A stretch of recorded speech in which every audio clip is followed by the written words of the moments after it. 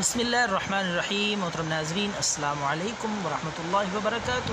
ناظرین، اس چھوٹی سی مختصر ویڈیو میں آپ کو ایک بہت قیمتی سادہ سا گھریلو نسخہ بتانے لگا ہوں شوگر کے لیے، شوگر کے مریضوں کے لیے بے حد آزمایا ہوا بہت قیمتی سادہ سا لاجواب اور حیران کر دینے والا یہ نسخہ ہے۔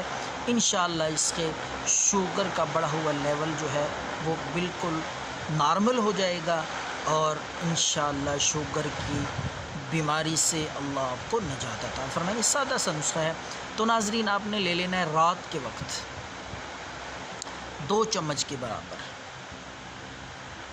بھوسا بھی کہتے ہیں پنجابی میں، بھو گندم کا، اور توڑی بھی کہتے ہیں، وہ بھوسا آپ نے لے کر آپ نے 1 گلاس پانی میں ڈال کے اس کو رات کو ڈھانپ کے رکھ دینا ہے۔ شوگر کا یہ انتہائی آسان اور قیمتی نسخہ ہے، آزمایا ہوا بے ضرر، کوئی اس کا سائیڈ ایفیکٹ بھی نہیں ہے، کسی قسم کا نقصان بھی نہیں ہے، قدرتی چیز ہے یہ ایک، اور بہت ہی مؤثر ہے شوگر لیول کو کنٹرول رکھنے کے لیے، شوگر لیول کو اپنی جگہ پہ رکھنے کے لیے۔ انشاءاللہ شوگر لیول نہیں بڑھے گا کبھی بھی۔